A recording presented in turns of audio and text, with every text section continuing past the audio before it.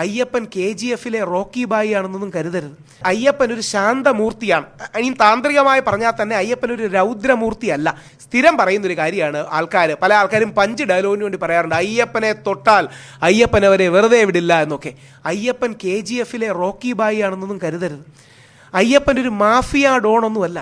പല ആൾക്കാരും സ്ഥിരം പറയുന്നൊരു ഡയലോഗാണ്, നമ്മുടെ ദൈവസങ്കല്പങ്ങളെക്കുറിച്ച് അറിയാത്തതുകൊണ്ടാണ് പറയുന്നത്. അതായത് അയ്യപ്പൻ ഒരു ശാന്തമൂർത്തിയാണ്. ഇനി താന്ത്രികമായി പറഞ്ഞാൽ തന്നെ അയ്യപ്പൻ ഒരു രൗദ്രമൂർത്തിയല്ല. അയ്യപ്പൻ നൈഷ്ഠിക ബ്രഹ്മചര്യ ഭാവത്തിലിരിക്കുന്ന, യോഗഭാവത്തിലിരിക്കുന്ന, യോഗദണ്ഡ് സ്വീകരിക്കുന്ന ദൈവസങ്കല്പമാണ് നമുക്ക് സ്വാമി അയ്യപ്പൻ. അതാണ് നൈഷ്ഠിക ബ്രഹ്മചര്യം എന്ന ഭാവമുള്ളത്. അല്ലാതെ അയ്യപ്പൻ മറ്റേ KGF-ലെ റോക്കി ഭായിയുടെ ഭാവത്തിൽ എനിക്ക് നേരെ നീ വിരൽ ചൂണ്ടിയാൽ നിന്റെ കൈ വെട്ടു എന്ന് പറയുന്ന വ്യക്തിയല്ല.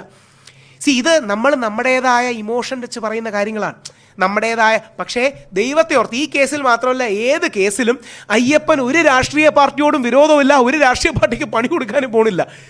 നമ്മുടെ വിശ്വാസം വെച്ച് നമുക്കിതെല്ലാം പറയാം. ശബരിമലയെ യുവതികളെ കയറ്റിയ തെറ്റ് തന്നെയായിരുന്നു. അതിന് അന്ന് കയറ്റിന്ന് ആരോപിക്കപ്പെടുന്ന ആരുടെയെങ്കിലും ബന്ധുക്കളെ പിടിച്ച് കുറ്റം പറഞ്ഞിട്ടോ അല്ലെങ്കിൽ അന്ന് മുഖ്യമന്ത്രിയെ പിടിച്ച് കുറ്റം പറഞ്ഞിട്ടോ കാര്യമില്ല. ആ വിഷയം തീർന്നു. നമ്മൾ ആ വിഷയത്തിൽ ജയിച്ചു. വിശ്വാസികൾ ആ വിഷയത്തിൽ ജയിച്ചു. അത് തീർന്നു.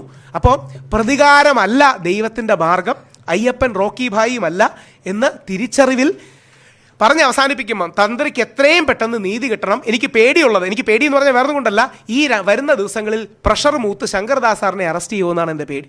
കാര്യം ഈസി ആയിട്ടൊരു മെക്കാനിസം അതാണല്ലോ, ഈസി ആയിട്ട്. അതെ പറഞ്ഞു. ഇപ്പം ഞാൻ വായിച്ചു. പ്രായമായവരല്ലേ. എനിക്ക് അത്ര വലിയ മീൻസ് 40-40 പ്രായം.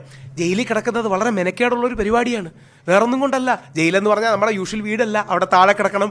അത് കുറ്റമായിട്ട് പറയല്ല. ഞാൻ 16 ദിവസം അങ്ങനെ ഒരു കാര്യമില്ല ജയിലിൽ കിടന്നിട്ട് വന്നതാണ്. വീണ്ടും അതായത് ആ വ്യക്തിക്ക് എന്നോട് വ്യക്തിവിരോധമുണ്ട്. ആ വ്യക്തിയുടെ ഭർത്താവിനെ അനുകൂലിച്ച് ഞാൻ ഒരു വീഡിയോ ചെയ്തു, അതുകൊണ്ട് വീണ്ടും എന്നെ അറസ്റ്റ് ചെയ്യണം എന്ന് പറഞ്ഞ് പോലീസിൽ പോയി. പോലീസ് റിസ്ക് എടുക്കൂല. പോലീസിന് കൃത്യമായിട്ട് അറിയാം വലിയ തെറ്റൊന്നും ഞാൻ, അല്ലെങ്കിൽ ഒരു തെറ്റ് ഞാൻ ചെയ്തിട്ടില്ലെന്ന്. പക്ഷേ പോലീസുകാർ പറയും അത് ജീവിതം തന്നതല്ലേ, നമുക്ക് നേരെ കൊണ്ട് കേസ് കൊടുക്കാം. അങ്ങനെ നേരെ കേസ് കൊടുത്ത് തിങ്കളാഴ്ച എൻ്റെ ജാമ്യം ക്യാൻസൽ ചെയ്യണമെന്ന് പറഞ്ഞ് പോയിട്ടുണ്ട്.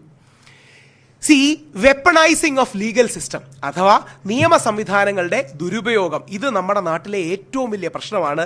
2 ദിവസം അവൻ അകത്ത് കിടക്കട്ടെ എന്ന് ചിന്തിക്കുന്നത് നമ്മുടെ മനസ്സിലെ ദേഷ്യമാണ്. ദൈവത്തെ ഓർത്ത് പറഞ്ഞു തീർക്കുമ്പോൾ അയ്യപ്പൻ അങ്ങനെ കരുതുമെന്ന് പറയരുത്. അയ്യപ്പൻ ഒരു അക്കൗണ്ട് വെച്ച് എല്ലാവരോടും പ്രതികാരം തീർക്കുന്ന രൗദ്രമൂർത്തിയല്ല. അതുകൊണ്ട് അയ്യപ്പൻ്റെ പേരിൽ പ്രതികാരം ആരോടും, കമ്മ്യൂണിസ്റ്റുകാരോടും കോൺഗ്രസ്സുകാരോടും BJP-കാരോടും തന്ത്രിയോടും മന്ത്രിയോടും മെമ്പറോടും ശങ്കർദാസ് സാറിനോടും ചെയ്യരുത്. അതുകൊണ്ട് തന്ത്രിക്ക് നീതി വേണം. അത് ശങ്കർദാസ് സാറിൻ്റെ അനീതിയായി മാറരുത്. പ്രായമായി വയ്യാതെ കിടക്കുന്നൊരു മനുഷ്യനാണ്.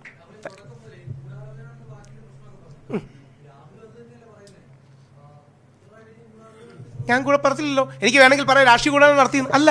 അദ്ദേഹം ചെയ്ത ആക്ഷന്റെ പിന്നിലുള്ള മോട്ടിവേഷൻ CPM-ലേക്ക് ചോദ്യങ്ങൾ വരാതിരിക്കാൻ ബ്ലണ്ട് ചെയ്യുന്നതാണ്.